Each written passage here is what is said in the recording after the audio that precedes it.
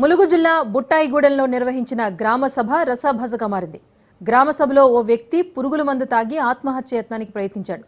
అనర్హులకు పథకాలు ఇస్తున్నారంటూ అర్హులకు పథకాలు మంజూరు చేయాలి అంటూ ఆత్మహత్య యత్నానికి పాల్పడ్డాడు. అనర్హులకు పథకాలు అందుతున్నాయంటూ ఆవేదన చెందిన ఆయన తన మరణంతో అయినా పేదలకు పథకాలు అందాలి అంటూ పురుగుల మందు తాగి ఆత్మహత్య యత్నానికి ప్రయత్నించాడు.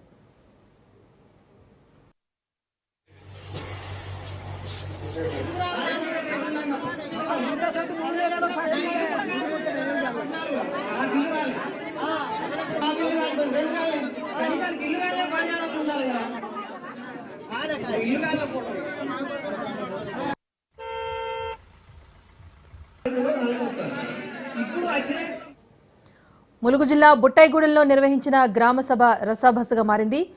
అనర్హులకు పథకాలు అందజేస్తున్నారు, అర్హులకు అందజేయాలంటూ ఓ వ్యక్తి ఆత్మహత్య యత్నం చేశాడు. దీనికి సంబంధించి అప్డేట్ మా ప్రతినిధి కిషోర్ అందిస్తారు. కిషోర్, చెప్పండి, వరుసగా గ్రామ సభల్లో ఆందోళన వ్యక్తం చేస్తున్నారు.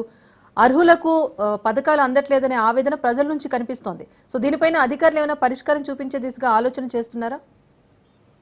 ముఖ్యంగా చెప్పాలంటే తెలంగాణ వ్యాప్తంగా అన్ని జిల్లాల్లో కూడా ఇదే పరిస్థితి నెలకొందని చెప్పవచ్చు. ముఖ్యంగా ప్రభుత్వం ఏర్పాటు చేసిన ప్రజాపాలన గ్రామ సభల్లో రోజు రోజుకు అటు వివాదంగా మారాయి, అంతేకాకుండా గందరగోళంగా మారాయి. అంతేకాకుండా అటు గ్రామస్తులు అధికారులను నిలదీస్తున్న పరిస్థితి మాత్రం కనిపిస్తుంది. ముఖ్యంగా ఈ రోజు చూసినట్టయితే 3వ రోజు ములుగు జిల్లాలో ఒక విషాద సంఘటన చోటు చేసుకుందని చెప్పవచ్చు.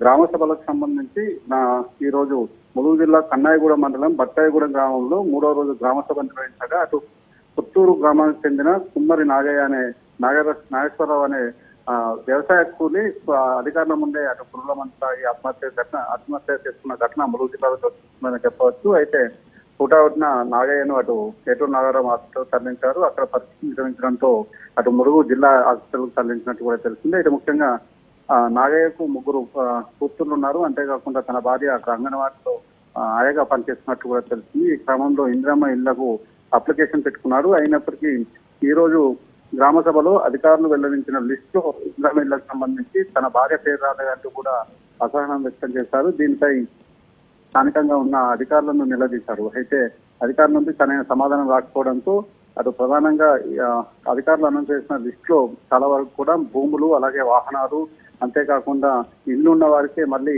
అనర్హులకే ఎక్కువ శాతం లిస్ట్ లో పేర్లు ఉండడంతో అనర్హులకే ఇల్లు దక్కుతున్నాయంటూ కూడా అసహనం వ్యక్తం చేస్తూ అటు పురుగుల మందు తాగి ఆత్మహత్య యత్నం చేశారు. అయితే పరిస్థితి విషమించడంతో ప్రస్తుతం మొత్తం ములుగు జిల్లా హాస్పిటల్లో పనిచేసి హాస్పిటల్లో చికిత్స పొందుతున్నట్టు కూడా తెలుస్తుంది. అయితే ఇలాంటి ఘటనలు రోజు రోజుకు చాలా చోట్ల ఇటు ములుగు జిల్లానే కాకుండా తెలంగాణ వ్యాప్తంగా అన్ని జిల్లాల్లో కూడా అనర్హులకే పథకాలు అందజేస్తున్నారంటూ కూడా అటు రైతులు, పేదవారు, అలాగే వ్యవసాయ కూలీలు కూడా ఆందోళన వ్యక్తం చేస్తున్నారు.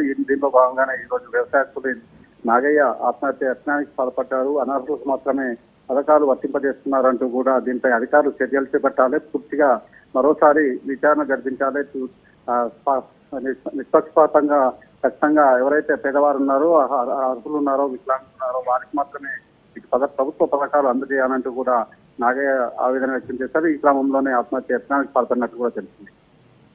Right, thank you Kishore.